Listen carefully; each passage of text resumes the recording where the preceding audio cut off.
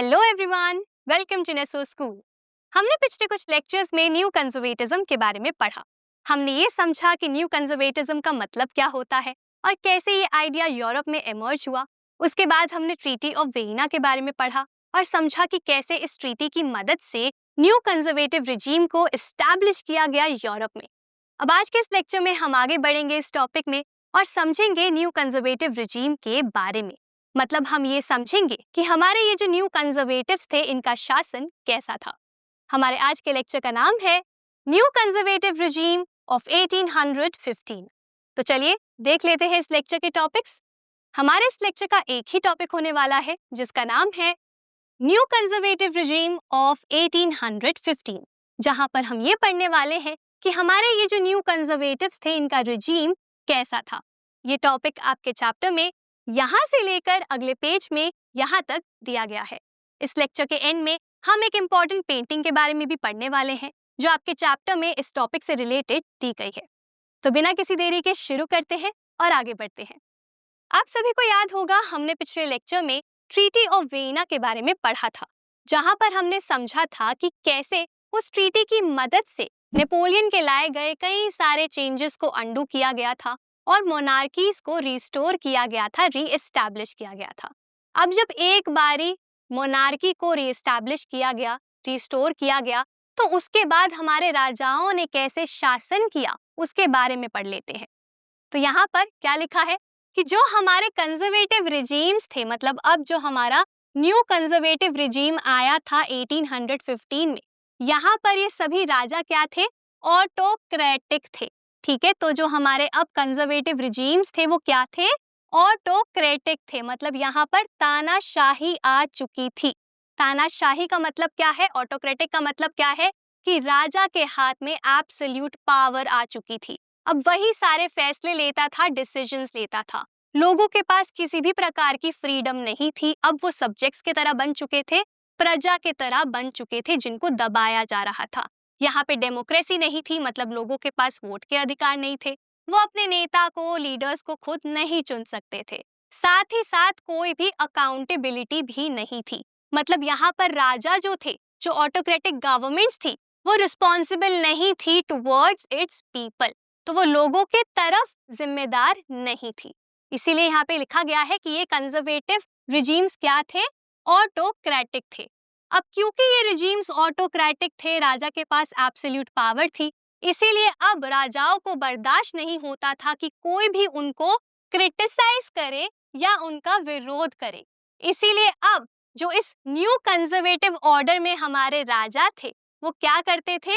वो टॉलरेट ही नहीं करते थे, बर्दाश्त ही नहीं करते थे किसी भी प्रकार के क्रिटिसिज्म को या फिर डिसेंट को। क्रिटिसिज्म का मतलब है आलोचना और डिसेंट का मतलब है विरोध। तो कोई भी अब ये नहीं बोल सकता था कि हमारा राजा तो बुरा है या हमारे राजा ने कोई अच्छा काम नहीं किया। आप क्रिटिसाइज नहीं कर सकते थे, आप विरोध नहीं कर सकते थे, क्योंकि राजा टॉलरेट ही नहीं करता था। और अगर कोई बाय चांस क्रिटिसाइज कर देता था राजा को, तो उसको फिर पनिशमेंट मिल जाती थी या फिर उसकी एक्टिविटीज को रोक दिया जाता था, बंद कर दिया जाता था। ठीक है, अब क्योंकि हमारे जो राजा थे वो क्रिटिसिज्म को टॉलरेट नहीं करते थे, डिसेंट को टॉलरेट नहीं करते थे, इसीलिए अब वो क्या करते थे? वो सभी एक्टिविटीज को कर्ब कर देते थे। कर्ब्ड का मतलब क्या होता है? दबा देना, रोक देना। ठीक है, तो वो उन सभी एक्टिविटीज को रोक देते थे, दबा देते थे जिन एक्टिविटीज में क्वेश्चन किया जाता था ऑटोक्रेटिक गवर्नमेंट्स की लेजिटिमेसी को। मतलब कि अगर कोई भी सवाल उठाता था ऑटोक्रेटिक गवर्नमेंट की लेजिटिमेसी के ऊपर, लेजिटिमेसी का मतलब क्या है? अगर कोई ये पूछता था कि क्या ये सरकार वैध है, क्या ये सरकार जस्ट है, क्या हमारा राजा सही है हमारे लिए, अगर इस तरीके के सवाल कोई भी व्यक्ति उठाता था तो उसकी एक्टिविटीज को कर्ब कर दिया जाता था, रोक दिया जाता था, दबा दिया जाता था। तो कोई भी ना तो क्रिटिसाइज कर सकता था अपने राजा को, अपनी सरकार को, ना उसका विरोध कर सकता था, ना ही सवाल उठा सकता था। अब क्योंकि राजा को क्रिटिसिज्म अच्छा नहीं लगता था, गवर्नमेंट को डिसेंट अच्छा नहीं लगता था, उन्हें एक्टिविटीज ये अच्छी नहीं लगती थी जहाँ पे क्वेश्चन किया जाता था उन्हें, तो अब वो क्या करते थे? इन एक्टिविटीज को कर्ब करते थे, इन एक्टिविटीज को वो कैसे कर्ब करते थे? सेंसरशिप लॉज के थ्रू। तो अब क्रिटिसिज्म से बचने के लिए, एक्टिविटीज को कर्ब करने के लिए, रोकने के लिए, दबाने के लिए वो क्या कर रहे थे? सेंसरशिप लॉज को इम्पोज कर रहे थे। सेंसरशिप लॉज का मतलब क्या होता है? सेंसरशिप का मतलब होता है पाबंदी लगाना, रोक टोक करना। लॉज का मतलब होता है कानून, और इम्पोज का मतलब क्या होता है? इसका मतलब होता है लागू करना या फिर थोपना। ठीक है, तो यहाँ पे अब जो हमारी ऑटोक्रेटिक गवर्नमेंट्स थी, जो हमारे राजा थे, वो सेंसरशिप लॉज को क्रिएट कर रहे थे। वो ऐसे कानून बना रहे थे जिन कानून की मदद से वो रोक टोक लगा सकते थे ऐसे किसी भी बुक के ऊपर, किसी भी न्यूज़पेपर के ऊपर, प्ले के ऊपर या सॉन्ग के ऊपर जो कि राजा के खिलाफ कुछ बोलता था। ठीक है, तो यहाँ पे रोक टोक लगाई जा रही थी और सारा कंट्रोल किसके हाथ में आ चुका था? सरकार के हाथ में, राजा के हाथ में। तो अब राजा कंट्रोल करेगा, अब सरकार कंट्रोल करेगी इस बात को कि क्या लिखा जाएगा बुक्स में, क्या बोला जाएगा न्यूज़पेपर्स में, क्या करा जाएगा प्लेज में, क्या बोला जाएगा सॉन्ग्स में। ये सब डिसीजंस अब कौन लेगा? सरकार, हमारा राजा। ठीक है, तो यहाँ पे सेंसरशिप लॉज को इम्पोज कर दिया गया कंट्रोल करने के लिए इस बात को कि क्या छपेगा या क्या नहीं छपेगा न्यूज़पेपर्स में, बुक्स में, प्लेज में या फिर सॉन्ग्स के थ्रू। ठीक है, अब इसके बाद ये सभी जो लॉज बनाए गए थे, सेंसरशिप लॉज जो बनाए गए थे, वो स्पेसिफिकली टारगेट कर रहे थे उन आइडियाज को जो कि फ्रेंच रेवोल्यूशन से जुड़े हुए थे। कौन कौन से आइडियाज? लिबर्टी के आइडियाज, फ्रीडम के आइडिया, इक्वालिटी के आइडिया। तो इस तरीके के जितने भी आइडियाज फ्रेंच रेवोल्यूशन के वक्त पर आए थे, उन सभी आइडियाज को रोकने के लिए, उनके स्प्रेड को रोकने के लिए अब यहाँ पर भी सेंसरशिप लॉज का इस्तेमाल करा जा रहा था। कैसे इस्तेमाल किया जा रहा था? अगर मान लीजिए कोई ऐसा सॉन्ग बनता है जिसमें फ्रीडम की बात होती है, आजादी की बात होती है, तो उस सॉन्ग को रोक दिया जाता था। अगर न्यूज़पेपर में छपता था किसी भी रेवोल्यूशन के बारे में, किसी भी रिवॉल्ट के बारे में, फ्रीडम के बारे में, लिबर्टी के बारे में, फ्रेंच रेवोल्यूशन के बारे में, तो उस न्यूज़पेपर को बंद करा दिया जाता था या फिर उस न्यूज़ को हटवा दिया जाता था। ठीक है, तो यहाँ पर सेंसरशिप लॉज के थ्रू इन आइडियाज को रोका जा रहा था, टारगेट किया जा रहा था। और ऐसा क्यों? क्योंकि यहाँ पर मोनार्क्स को, यहाँ पर जो हमारी ऑटोक्रेटिक गवर्नमेंट्स थी, उनको इस बात का डर था कि अगर ये आइडियाज स्प्रेड हो गए तो फिर से कहीं फ्रेंच रेवोल्यूशन ना आ जाए। जैसे पहले फ्रेंच रेवोल्यूशन आई थी और सभी मोनार्क्स को हटा दिया था, मोनार्की को अबॉलिश कर दिया था और इन राजाओं ने अपनी पावर्स को खो दिया था, कहीं वो फिर से रिपीट ना हो जाए। इसी वजह से यहाँ पर वो सेंसरशिप लॉज को बनाते हैं, क्रिएट करते हैं और टारगेट करते हैं फ्रेंच रेवोल्यूशन के इन आइडियाज को, ताकि ये स्प्रेड ही ना हो सके। तो यहाँ पर ये जो हमारी न्यू कंजर्वेटिव रिजीम थी, ये कैसी थी? ये ऑटोक्रेटिक थी, जहाँ पर राजा के हाथ में एब्सोल्यूट पावर थी। यहाँ पर ये जो सरकार थी, ये जो हमारे राजा थे, इनको क्रिटिसिज्म पसंद नहीं था, डिसेंट पसंद नहीं था, इसीलिए ये उन सभी एक्टिविटीज को रोक देते थे, कर्ब कर देते थे जहाँ पर इनसे सवाल पूछा जाता था। और ये कैसे करते थे? सेंसरशिप लॉज के थ्रू, जहाँ पर वो कंट्रोल करते थे इस बात पर कि क्या बोला जाएगा, क्या लिखा जाएगा न्यूज़पेपर्स में या फिर बुक्स में या फिर सॉन्ग्स में। और साथ ही साथ ये लॉज टारगेट कर रहे थे किसको? फ्रीडम, लिबर्टी जैसे आइडियाज को, जो कि जुड़े हुए थे, एसोसिएटेड थे फ्रेंच रेवोल्यूशन से। अब ये जो पूरा हमारा रिजीम था, ये जो पूरा कंजर्वेटिव ऑर्डर था, ये कैसे एस्टैब्लिश हुआ? ये एस्टैब्लिश हुआ कांग्रेस ऑफ वियना के थ्रू। तो यहाँ पर जो भी ये फीचर्स हमने पढ़े न्यू कंजर्वेटिव रिजीम के, ये किसके वजह से एस्टैब्लिश हुए? ये हमारे कांग्रेस ऑफ वियना के वजह से एस्टैब्लिश हुए, ट्रीटी ऑफ वियना के वजह से ही एस्टैब्लिश हुए, जहाँ पर यूरोपियन पावर्स ने ये रूल्स बनाए, जहाँ पर उन्होंने टेरिटरीज को रीडिस्ट्रीब्यूट कर दिया और नए नए रूल्स बनाए न्यू कंजर्वेटिव ऑर्डर के। अब एक तरफ भले ही यहाँ पर कोशिश हो रही थी ऑटोक्रेटिक गवर्नमेंट्स द्वारा कि कहीं से भी फ्रेंच रेवोल्यूशन के जो आइडियाज थे वो स्प्रेड ना हो जाए फिर से, लेकिन फिर भी यहाँ पर कुछ लोग अभी भी ऐसे थे जिनको फ्रेंच रेवोल्यूशन याद था, जिनके अंदर अभी भी मेमोरीज थी फ्रेंच रेवोल्यूशन की, जिससे वो आज भी इंस्पायर हो रहे थे। और वो लोग कौन थे? वो थे हमारे लिबरल्स। लिबरल्स मतलब कि जो हमारे न्यू मिडिल क्लास के लोग थे। तो आज भी ये जो लिबरल्स थे, उनके मन में फ्रेंच रेवोल्यूशन के वो सभी आइडियाज थे और वो आज भी फ्रीडम चाह रहे थे, वो आज भी लिबर्टी चाह रहे थे और वो इंस्पायर हो रहे थे फ्रेंच रेवोल्यूशन की मेमोरीज से। और इसीलिए ये लिबरल्स, ये नेशनलिस्ट कई सारे मेजर इश्यूज को उठा रहे थे, जिनके वजह से लोगों को यहाँ पर परेशानी हो रही थी, जिनके वजह से लोगों की फ्रीडम उनसे छीनी जा रही थी। और ऐसा ही एक इशू था फ्रीडम ऑफ द प्रेस का। ठीक है, तो यहाँ पर जो हमारे लिबरल्स थे, जो हमारे नेशनलिस्ट थे, वो कई सारे इश्यूज को रेज कर रहे थे और उन्हीं में से एक मेजर इशू था फ्रीडम ऑफ द प्रेस का।